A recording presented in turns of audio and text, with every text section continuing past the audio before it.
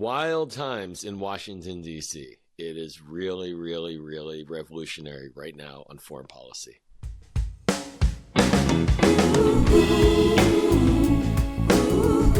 Welcome to the Practivist Pod, the practice of activism made practical. Today we talk about more big wins for Democrats in special elections. Yay! Trump's latest racist, xenophobic, frankly, completely unhinged rant. His affordability hoax, please notice the quotation marks, and the big healthcare vote coming up this week. Then we talk about the Trump regime's disastrous foreign policy shift and what it means for us here and abroad with national security expert and former Deputy Assistant Secretary of State, Joel Rubin. I'm Jess Craven. I'm Steve Pearson. Oh no, stay strong. It won't be long. Yeah, yeah. We will build a better world. Steve, you're back in your DC bedroom there. Look at you. You're right. Good memory. This is my childhood bedroom turned dad's office. Now podcast Love studio. Here visiting with my mom and went to an event last night too that I'll discuss in our reasons for hope. But no time to waste. Well, there is a little bit of time to waste because we do need to let people know that we're on Substack and we would love your support there. That's where you get the ad-free version of our show. There, I took care of business. Now, Done. You know, are you tired of winning yet? Just so much winning, so much overperforming. We had another incredible result in Florida. I mean, the headline should be Florida man gets it done, right? There's some good Florida man headlines right now. But Florida man finally gets it done. Yeah. Yeah. We elected Democrat Eileen Higgins, who, as the mayor of Miami, I should say, we'll tell you what office she just got elected to, hasn't been held by a Democrat for nearly 30 years. And this is a massive flip. And I don't think it's ever been held by a woman. I think she is the first female mayor of Miami, if I'm not mistaken. Wow. Incredible. Yeah. Yeah, this was a huge win, and nearly 19 points she won by. So again, it's continuing this trend of overperforming anywhere between 16 and 19 points. And of all the elections we've had this year, Democrats have either won or greatly overperformed in over 90% of them. So. Yeah, and good to point out that in 2021, the Republican incumbent won re-election in this district by more than 60 points. So this is an insane swing, you guys. And it should be mentioned that lots of Latino communities, Cuban communities in this district, all of whom swung, I don't know, something like 15 points to the left. Again, you got to expect an electoral backlash when you are attacking the Latino community, which is not a monolith, but to ICE, It is. To ICE, they're just like, you got brown skin, you speak Spanish, you're getting sent to, Honduras. It's insane that they think they're going to keep their voters, the voters who just started to come over to them tentatively in 2024 and maybe 2022, and now they're just assaulting the entire community and then going, oh, wow, what happened? They went back to Democrats? Oh, shocker. I'm shocked. Sorry. But you can't enrages normalize. Me No. And the abuse of this community writ large is insane. And they're responding electorally as they should.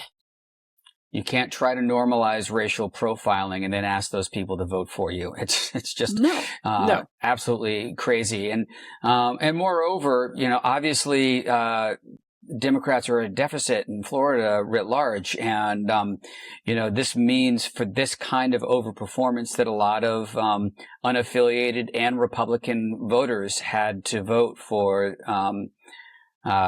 now Mayor-elect Higgins for this result to happen. So that's what we're seeing in special elections in all kinds of red states all over the country. And you let me know before we were recording, because I was so fixated on these Florida overperforming by Democrats, that there was a big, pretty seismic win in Georgia as well. Yeah. Democrat Eric Gisler, and I hope I'm saying his name right, he flipped a state house seat in a district that Trump won by 13 points. And again, his swing was the last time, I believe this is his second time running, and the last time he lost by a lot. And this was also a huge swing to the left, and nobody expected this seat to flip. This wasn't even on anyone's radar. But, they did the deal. There's actually a lot of field work going on in Georgia right now. Progressives are really out there knocking doors, and it's showing. So that was seismic. Also, going back to Florida for a second, there was a state Senate race in the district that the Villages are in. This is a Trump plus 40 district. And it swung, we didn't win the seat, but it swung 22 points to the left. And also Florida State House District 90, that swung 19 points to the left. So overall, the sort of, more or less the average swing yesterday, again, about 16 points if you average out Georgia and Florida. That is a beyond a rout in 2026. If we keep those margins, and I actually think we're going to expand them. So. And we broke this down on last week's show too, but of the 4 special House elections over the last year, the average has been an 18-point swing in those. And there's 28 Republican-held seats that are 10 points or less. So even amidst all of this, redistricting and the worst case scenarios for that, if this holds up, which, you made the good point also last week that with the year to go, there's a lot more damage that's going to happen. Republicans are underwater. Trump is underwater now. Even amongst his MAGA base, it's getting fractured. There's sadly only more heartache and pain ahead of us, especially with these, more inflow of these untrained, horrific ICE agents coming into our communities. So, it's going to be a rough year for that. But, like you said, I think that we're going to see some really good wins. But huge caveat, huge but here. We can't all go, okay, cool. That's good. We have to make it a reality. We have to work really hard, and make sure people are aware of what's happening in the streets. It's not getting covered, and aware of, you're going to talk about it now, the healthcare issues and the affordability hoax, as Trump would put it. Trump, I'll segue right into that, was giving this speech that was supposed to be about affordability, was supposed to be about the economy. He had a banner that said lower prices, bigger paycheck, behind him. Said absolutely nobody in the United States right now. Exactly. It was just but it's so on brand for Trump. Everything is one way, but I'm just going to say it's another way. And, he's been pretty good at gaslighting and, getting his base behind him. But there's no denying the prices. There's no denying how hard people are struggling right now, no matter how many banners he puts up. And then he didn't really even talk about the economy. He went on just more unhinged, disgusting, racist rants. He has been unhinged and disgusting for years, way back. I mean, obviously, that's how he got into the political spotlight with his, birther stuff with Obama. But this has been so overt and brutal that it's really terrifying. And again, I think Americans are seeing through this because they know what's in their wallet. They know how much stuff costs, but also, they don't see their neighbors the same way that Trump is trying to divide us and make them see their neighbors. So. Yeah, I mean, I think there are some unapologetically racist Trump supporters who are loving this. They're like, this is great. Now we're allowed to say the stuff that people used to yell at us for saying out loud. And we're seeing, videos of the woman at the Cinnabon who was like, did you see this video? She's behind the counter. She's talking to, I believe it's Somali people. And she's going, yeah, I'm racist. People are getting unafraid to say the things that there used to be some kind of public shame around.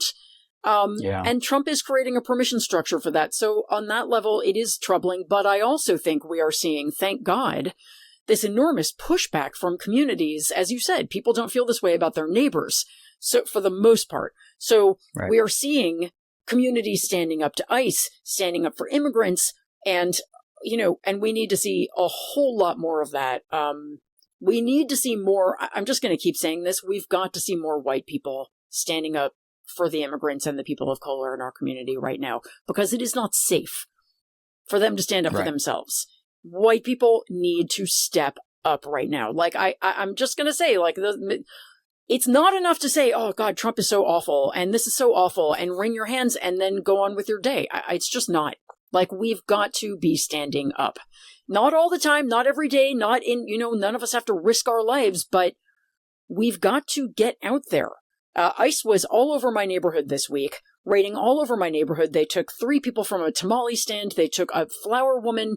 These are not criminals. These are people working their fucking jobs to feed their families. And, Mike and I, we got the ICE alert on our phones. We went out there. We didn't find them, but we went to try to find the raid because if nothing else, white people just need to go there and make them uncomfortable. Film them. Yell at them. We're not going to be able to stop the arrest, usually, but it is really imperative that they are never comfortable. And that those ICE agents never feel like they've got it easy and they never feel like the community welcomes them. So if you're white, like, please look into how you can do that. I feel like we're not doing enough. And I know we're all trying, but it's very, I covered too much ICE stuff this week and it's, not too much, but it's fucked. I'm sorry. That's 2 curses in one podcast, and I apologize for that. I'm at my mom's house. She's in the room right over here. Thank goodness she can't hear you. But, I'll say, like, to your point, especially where you ended up there, this is, really hard to imagine and to internalize watching these families being ripped apart the way that they are. Yeah. And so you're right. It's like too much. And so that's why I encourage, I would just double down on what you just said, but also really encourage people to do what they can when they can, to stand up and to, like you said, go find, where they are, videotape, broadcast it. People want to look away. It's kind of human nature when something is scary and painful to not want to look at it, and that's what they're counting on. They're really counting on us, just being beaten down and exhausted and looking away. So we have to give ourselves grace and know that the impulse to look away, to not engage in it, is very human and very valid. It's natural. That's a natural instinct. That's how we protect ourselves. So give yourself the grace there and then try to find that next gear to put one foot in front of the other and take care of our neighbors and step up in this moment. Yep. 100%. 100%. And on that cheerful note, let's talk about healthcare. Another cheerful, this is going to be super upbeat. Well, so as I'm sure you know, Steve, but some of our listeners don't, when this basically comes out, the Senate will be voting on dual healthcare plans. So we will have the Republican proposal and the Democratic proposal. This is what Democrats negotiated to get, was this vote. Remember when the, senators caved, or whatever they did, maybe we can, with retrospective vision, we can give them a tiny bit more grace, that they did get us to a point where we're going to have a vote. Democrats are proposing a 3-year extension of the ACA premium tax credits, full stop. Republicans are proposing, have you heard about this bill they're proposing, Steve? The HSA bill, have you heard anything about that? Yeah. You've been doing a lot of content over it, so I want you to break it down. But let's essentially, I can say the simple version of it. Let's raise prices, just diminish the quality of health insurance, and then give people like a little bit of money into some kind of health account, which, by the way, goes into drug stuff and funnels money back to Trump. So that's a whole nother thing. But then don't give people enough money to actually cover their shitty, new health plan. Did I kind of summarize? That's really good. Yeah, we could go into the whole like HSAs are something that rich people use as a tax savings. They can just dump money into those and not pay taxes on that to a certain extent. But yeah, they want to put either $1,000 or $1,500, depending on your age, into an HSA account. And that's what you get for the year. You can't use an HSA account to pay for your premiums, though. And you can only have the HSA account if you are willing to downgrade to a bronze or catastrophic plan. So you're going to get a plan with either a $7,500 or a $10,000 deductible.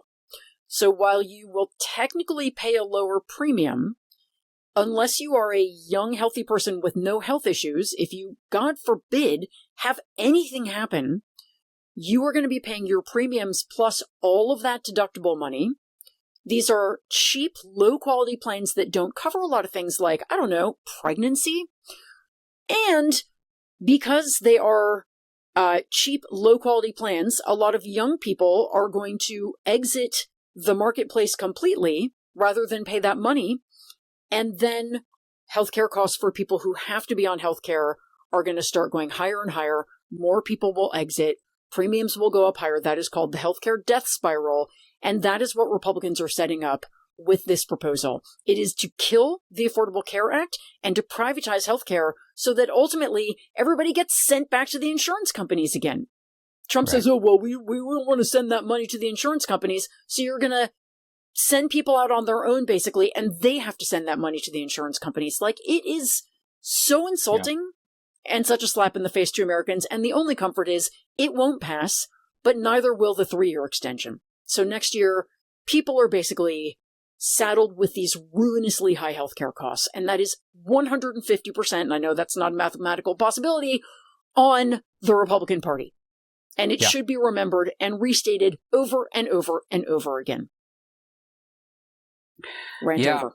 You know, tell your healthcare stories, everybody, because this is, you know, again, our healthcare system is just completely upside down and backwards, and it's set up to reward, you know, insurance companies with huge profits, and it's not set up to actually have good outcomes for people and take care of people's health. And not only is that immoral, irresponsible to a society that you're supposed to take care of, but it's fiscally stupid too, because so many people are just one injury or one illness away from complete financial ruin. And then, you know, where are they left there? And we're trying to pick up the pieces of that too. The cost of all of it is enormous for the taxpayers. And it's just asinine, you know, and but heartbreaking. So for all of us right now, obviously, this vote will happen after this podcast comes out. But you know, share the receipts, just like you're going to share the receipts on how expensive things are for you, to try to counter Trump's narrative that prices are down. You know, tell your healthcare stories. It's really powerful. There's, you know, it's really the area that cuts through party lines to share a personal story about healthcare, how it's affected you and how you're struggling. And then, you know, when we win in the midterms and then we win back the presidency 2 years after that and have the majority, we can really get to the serious business of creating a healthcare system that serves people and not insurance companies. Yeah, Medicare for all, which, by the way, the support for Medicare for all right now is the highest it has ever been across party lines. This is something that is so widely supported right now. It is so fiscally sound. It would save the government so much money. The fact that we are not looking at a Medicare for all system is, it makes you want to tear your hair out. But I'll tell you something, you guys, and we'll move on after this, but we are going to keep electing people, and I'm going to say Democrats because you'll never get a Republican to support Medicare for all. Ever. I'm not saying every Democrat will, but you'll never get a Republican. We are going to keep electing Democrats or independents, or I don't care what party they're from, who support Medicare for all until we have voted out every single politician, I don't care what party, who does not support it.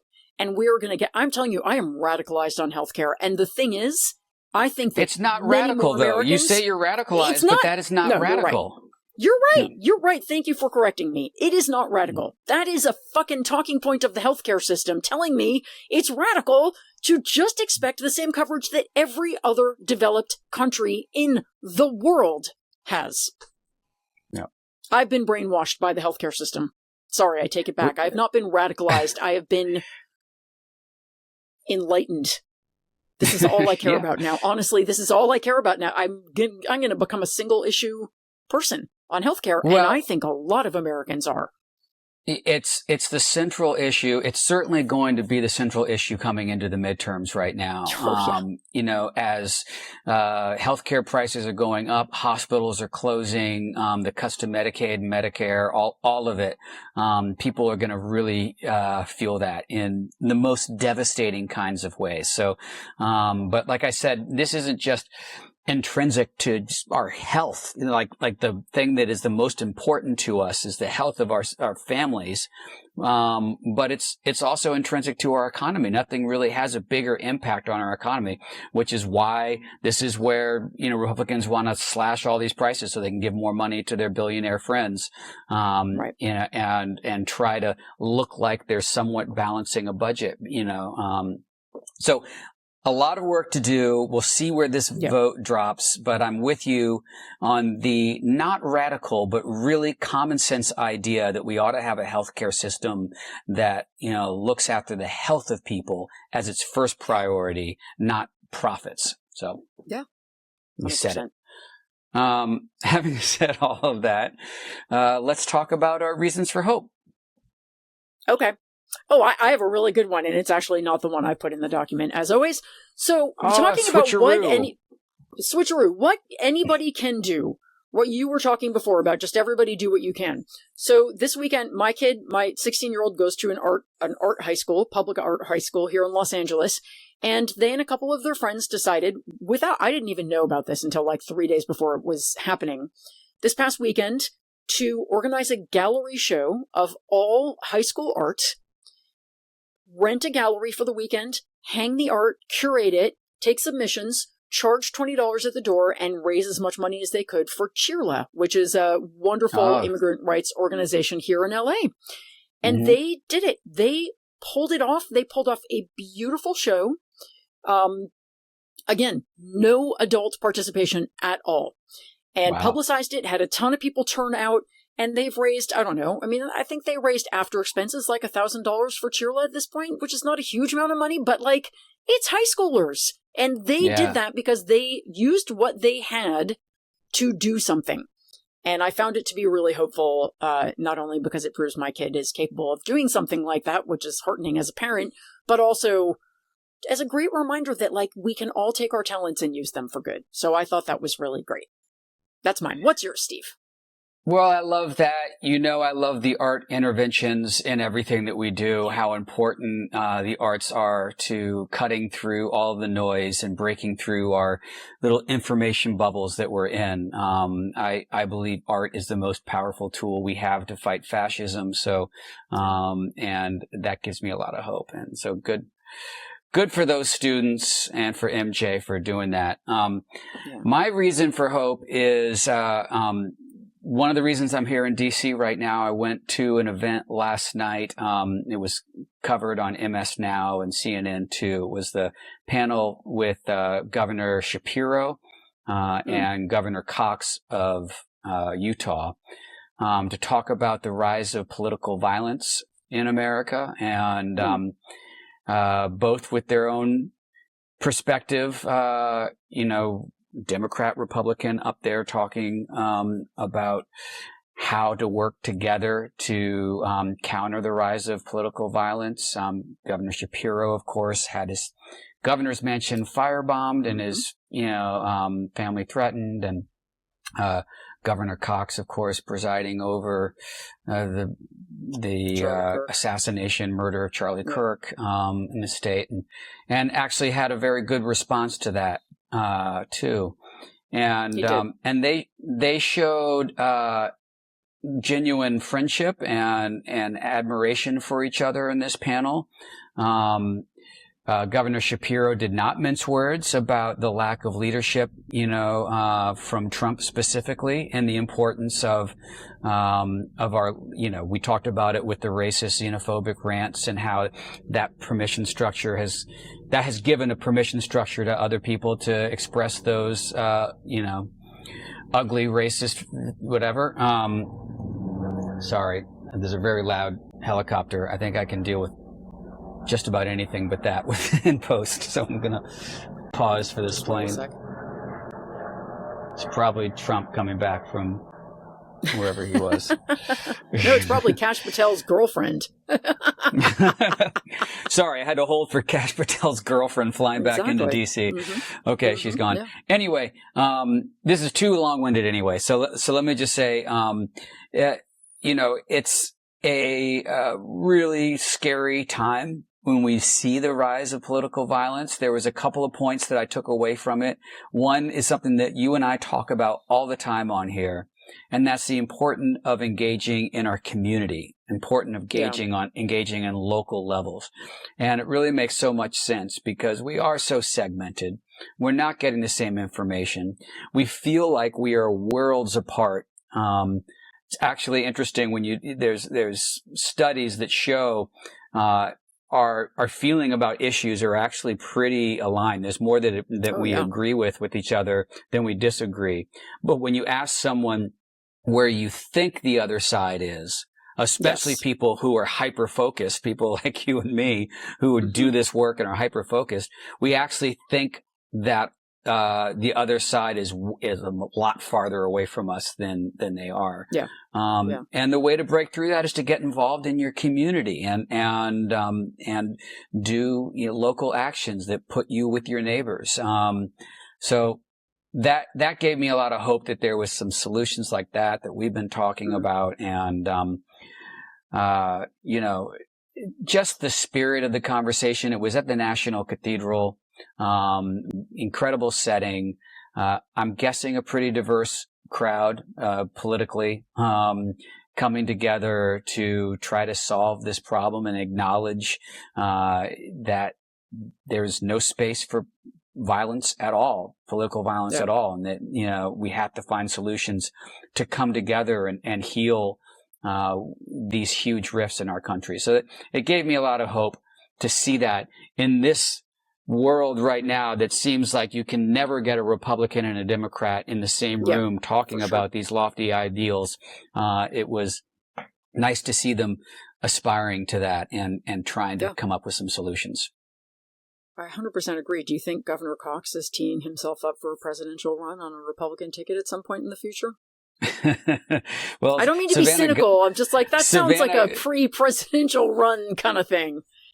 Savannah Guthrie was the moderator, and that was the last question she said. She said, "Are either of you running for president?" And his response was, "One of us is not running for president." That is a hilarious response. They planned that in advance, and that's actually not bad. Very good. Very good. Yeah. Well, it sounds like a great event. It is hopeful to see any Republican and any Democrat sitting and having a moral conversation together, and that's really what it is. Yeah. That's what it boils down to. That's what we need. We need to understand that we're, roughly on the same, like, again, I give no quarter to racists and people who are, peddling in hate. But, as Americans, we're really on the same footing. We want the same things. We want to be healthy. Yeah. We want to take care of our families. And most of us do choose love over hate. So. Yeah, 100%. So who'd you interview today, Steve? Or who'd you interview this week? Having said all that, we have so much going on. We didn't touch on any of it because we have a great breakdown coming up in our interview. But with this new foreign policy direction that the Trump regime has rolled out very quietly, and the ongoing kind of escalation around the Venezuela boat attacks, I thought it would be a really good opportunity to dig a little deeper into foreign policy. So we have one of the best people to speak to all of that coming up, Joel Rubin. Joel Rubin is a leading national security and foreign policy expert. He is a former Deputy Assistant Secretary of State in the Obama administration and is a frequent foreign policy contributor to The Hill, Axios, as well as a regular presence on MS Now and Fox, among others. Joel, thanks so much for joining. Yeah, Steve, it's wonderful to be with you. And I guess we're neighbors right now. I'm recording from my childhood home in Chevy Chase, where do you still serve on the Chevy Chase Town Council? I do not any longer. I had 3 terms, 2-year terms to this amazing nonpartisan office of real potholes and speed bumps and leaf Right. blowers. But, it was during the pandemic, and it was a fascinating experience, but no longer in local government. Well, we're not here to talk local government, although it's so important for folks to get involved locally, especially when you look at the dysfunction that happens nationally and how hard it is to get anything done and how we are all so segmented into our silos. Like, doing the community work locally is really, really important. We talk about that a lot. But what we don't talk about here on this show very much is foreign policy. And there's a lot of important developments happening right now. So I'm really grateful for your expertise. We'll start with last Thursday. The Trump regime quietly dropped a new U.S. national security strategy that is a pretty major realignment. What are the biggest changes, and how are our allies reacting to all of this? Well, Steve, I really like the lead into this, which is that you talk a lot about local and foreign policy, not as frequently, but they are linked, right? And every American needs to read this document. Every American in government, in public service, needs to understand the direction that the White House, the National Security Council, is taking us as a country, because it will affect all of us at all levels of government and in all of our daily lives, because this is a radical vision for America's role in the world. Extremely different from any national security strategy document that we've had for decades, if ever. And these are documents, for the audience to understand, these are documents that are produced typically at the beginning of a new administration. Maybe they do 1 or 2 more afterwards, but it's their attempt to lay down a marker as to how the international component of the American government will work for the next several years. Defense Department, State Department, the trade agencies, Commerce Department, you name it. And what's so distinct about this document from others is that, unlike others where there's a very clear strategy and sort of lays out specific roles for departments, and there is a vision that is driving it, this in many ways is purely a vision document. And it's a vision that should really petrify Americans who care about having a productive role in the world that is grounded in our alliances, relationship with Europe, looking for diplomatic solutions first rather than military interventions, that sees transnational threats like climate change and pandemics as real. These are the kinds of baselines that we've gotten used to that are now being thrown to the side in this new national security strategy document. So it's not great. Yeah, I'm a big fan. Not to be flippant about it, because did I very mention direct. the undergirding of sort of an anti-immigrant nationalist fervor? One could argue white supremacist as well, in terms of the vision for how we should be as a country. It certainly makes the argument that Europe is basically on the verge of civilizational collapse if it doesn't get a hold of immigration from countries that are non-white in the next 2 decades. So it's making some pretty strong statements. Yeah, I mean, it's a continuation of some of the dismantling we saw early on with Elon Musk and Doge. You, early in your career, worked for USAID. My father-in-law was OG USAID under Kennedy. Wonderful. And watching that just get completely dismantled, the soft power, the least of it, obviously, millions of people are going to die around the world because of the aid not being delivered to them, because of food not being delivered to them. but just the loss of soft power. But this seems to be just even a drastic shift from dismantling USAID.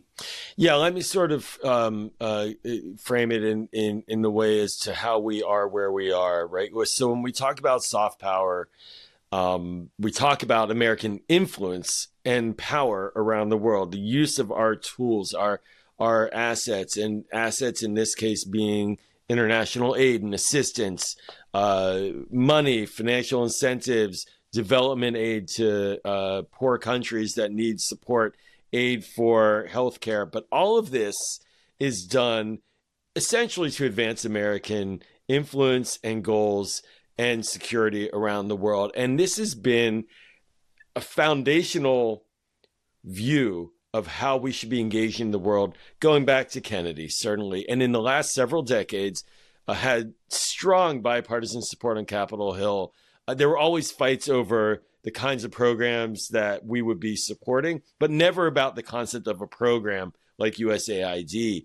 And also, I served in the Peace Corps at the beginning of my career. And so one could put that in the bucket of soft power, which essentially means we are building bridges to the world that helps to reduce the threats that can come our way and building up alliances that can advance our values as well as our economic interests, our business interests, open up markets, create more stability in regions so we don't have to just send in the military if there's a crisis.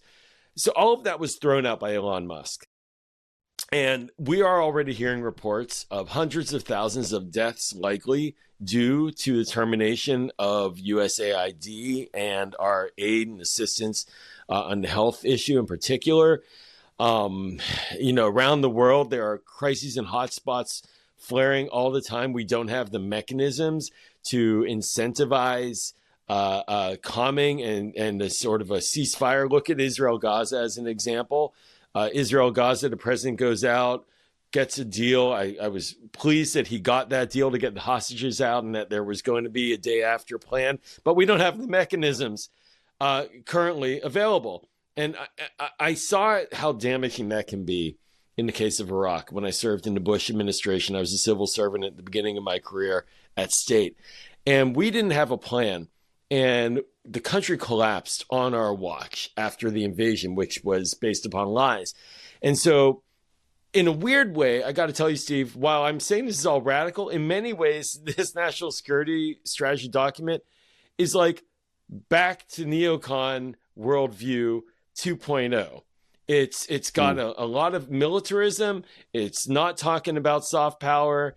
And in many ways, it's like good old classic right-wing republicanism, but cloaked in a sort of unilateralist nationalist worldview. Well, you brought up Iraq, and it's interesting because a lot of people are talking about what's happening with Venezuela right now as sort of a mirror for, that.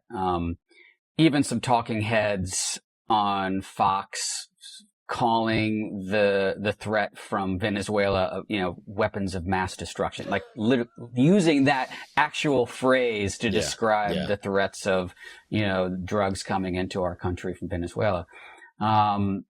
Pete Hegseth and Trump continue to struggle to pass the buck on the double tap strikes that we just have been, brought to the public eye, fortunately. And besides just that, these Venezuelan fishing boat strikes seem like clear violations of international law. Can you talk about what's happening with that in terms of, like, we're seeing Republicans in the Senate actually call for some oversight. Do you think we'll see accountability for what seems like clear criminal acts? What we're now witnessing is a slow-moving regime change policy towards Venezuela. And so with that as the chapeau, all the sort of issues that you described fall within it. The narco terrorist boats being struck, for example, the desire to not report to Congress, to not share with the public the video of the second strike, killing the survivors who were hanging on basically by their fingernails in the high seas. The lack of justification and the hyping up of threats. I got to say, the president, he'll say 25,000 people would have died from that one boat of drugs. Where the hell does that idea come from? How is that conceivable? You look at the boat. If that cargo, which is cocaine, by the way, and not fentanyl, which is killing the Americans, if that were to go to the United States, and it was not, it was going to other ports, how can one conclude that 25,000 Americans would die from that, right? Like, it is completely fictitious. This is not to say that Maduro's a good guy. He's not. This is not to say drugs should be coming to the United States. They should not be. But we have a variety of tools to pressure Maduro and to counter narcotics that we are deciding not to use right now. And that's because the policy is regime change. And the goal is to squeeze, and frighten as much as possible Venezuela's leadership so they choke and then cough out Maduro and get rid of him. That was the exact same argument made about Saddam Hussein. And I remember when I was serving at the State Department and we were moving hundreds of thousands of troops into Kuwait to sit there for months before launching the invasion of Iraq. And the argument was, well, we'll pressure him to show us the WMDs. Oh, guess what? There are no WMDs. I guess we got to go in. Then we'll find them, right? But it was all regime change war. And so this is where we're at. So the moment calls for a legitimate debate, a legitimate policy put forward that Congress votes on. If you want to ask for a military force to be used, or if you want to use it, you as president do not have legal authority to unilaterally invade another country without congressional authorization. There is no casus belli. War powers authorization under the War Powers Act is not being invoked. They don't even ask for it. The Trump team doesn't want to ask for it. There's no AUMF, authorization for the use of military force, guiding this. We have not been struck. These boats are not weaponized and engaging and attacking American vessels or craft.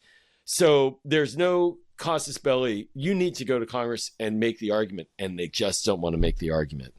And the Republicans in Congress are just capitulating, right? Because they're not covering their eyes and hoping it goes away quickly. That's what they're doing. Yeah. Hope is not a policy when it comes to national security. And by the way, I should say, Steve, as a Democrat, I think that we're getting there in our argument, but we're not quite there yet. But we are seeing strength. We need to remind the American people and the American voter is that this is a man who ran on the idea of ending regime change wars, ending stupid wars. He was a man of peace. Okay, call him on it. Why is he putting our soldiers and sailors in harm's way? Why is a quarter of our naval assets around the world now sitting basically off of Venezuela? Why are we spending countless millions of dollars on ordnance? Like, why?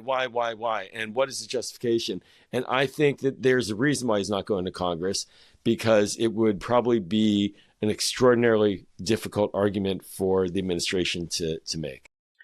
Yeah, I mean, he's great at letting the Republicans not vote on stuff,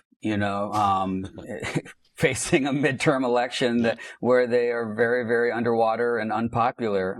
So he saves them from taking unpopular votes and just acts unilaterally, but then they're not there to claw their power back. And that's what the founders really didn't anticipate, is that anyone would willingly just give up whatever power that they had.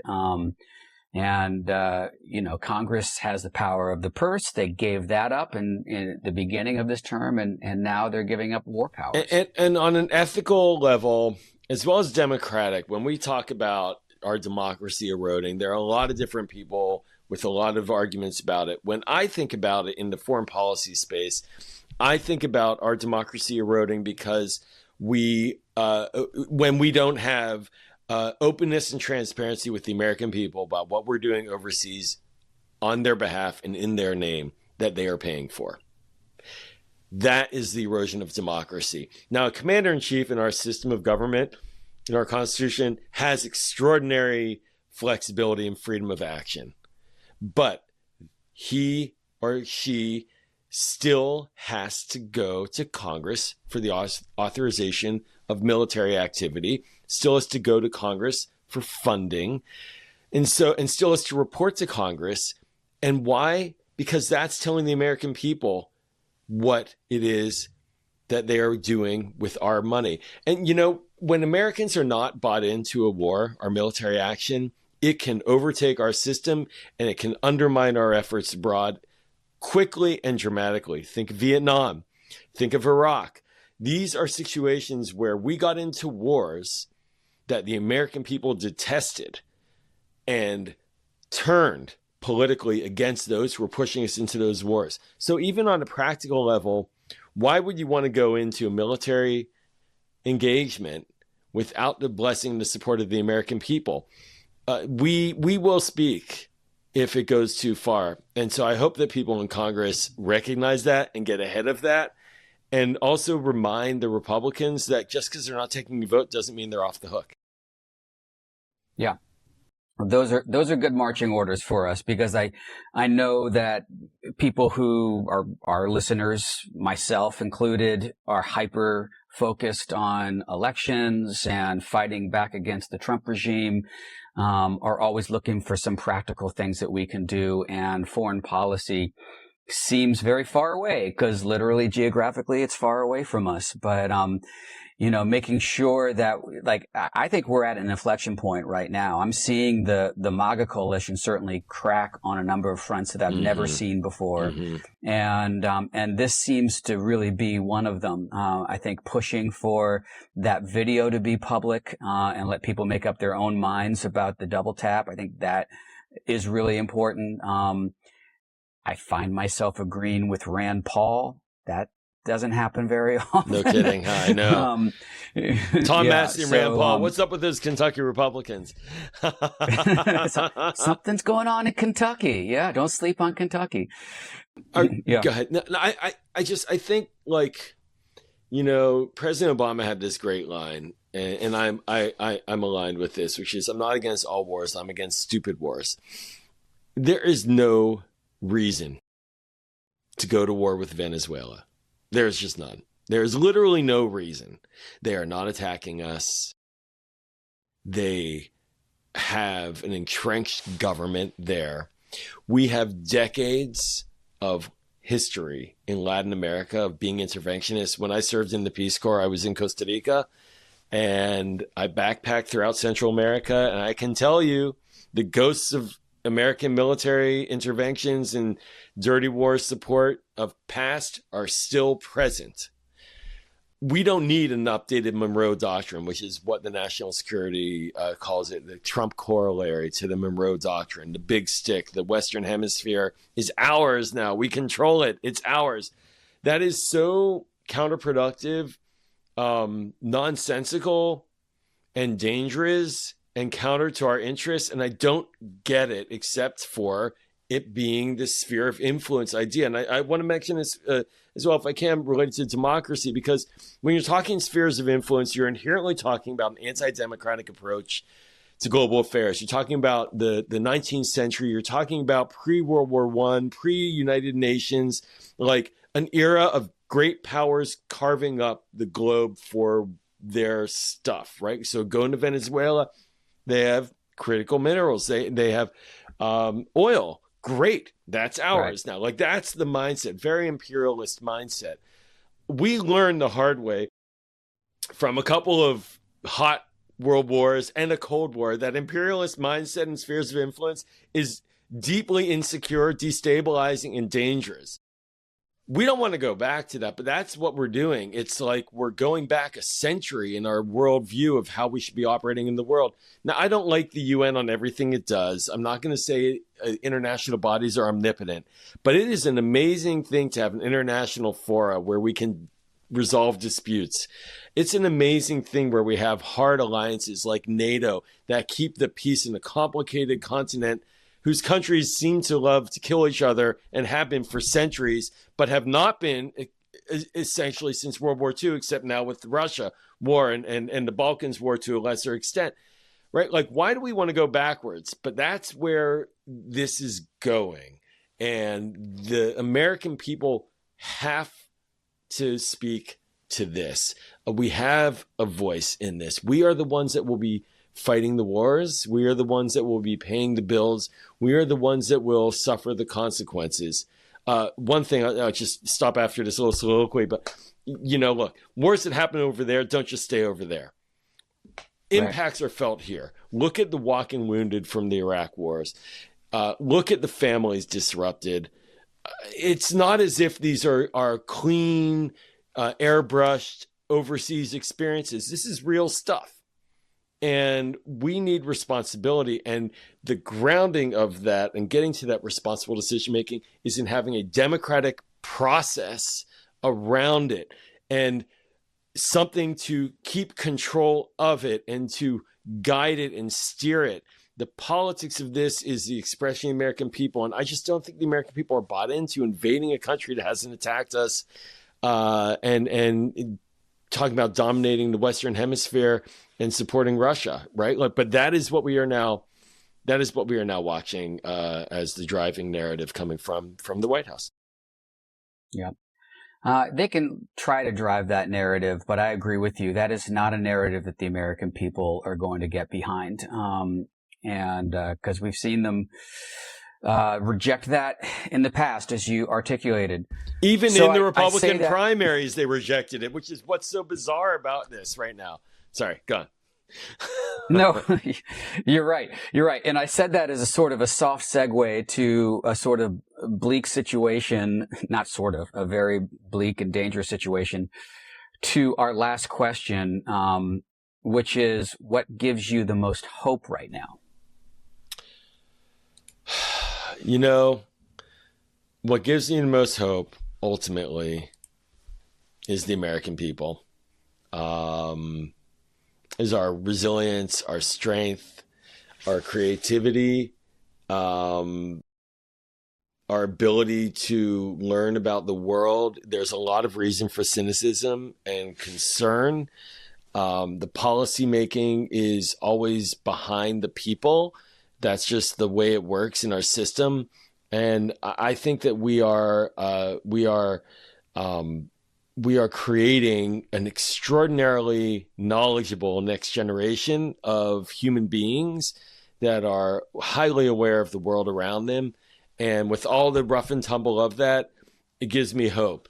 What we need to do is to pull people into the process. We need to have open and frank conversations. We need to create accountability mechanisms for those who are put in office. And we need to continually engage and not turn away from the hard issues. And that's what gives me hope, because these are all cycles. We're old enough to have seen it. And I always we're the same age, by the way, just to digress. I think your birthday's like a month earlier than mine. So. That's awesome. Woo, look at us. I like to tell people, younger people, like, there was an Iraq war. And I remember it. And for years, we were stuck in this horrible mess of a war in Iraq, and thousands of Americans died, and tens of thousands, hundreds of thousands of Iraqis. And that was within my living memory. Prior to that, there was a World War II, right? Like, we have seen horrible, horrifying periods, which is to say, not that this is not one of them, it's to say that we got out of them. But how did we get out of them? By people choosing to get out of them and taking actions to build, not destroy. So I'm an optimist in the American people. I'm an optimist about how we think about the world now compared to even when I was younger, and our knowledge and awareness. But we are in a moment where the policymakers are driving in directions that just don't seem to fit where the American people are. Well said. Joel, thank you so much. It's great to be in conversation with you. I really appreciate your time. Yeah. No, Steve, this is wonderful. And thank you for having me.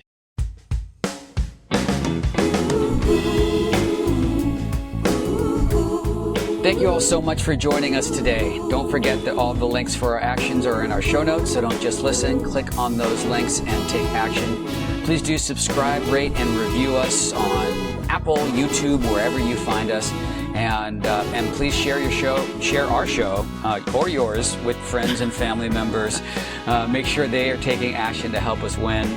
As I mentioned earlier, we are on Substack. If you could support our show there, we really appreciate it. It helps a lot, and you'll get the ad-free version of our show. We will be back next week with more Practivist Pod. So until then, remember, hope is an action.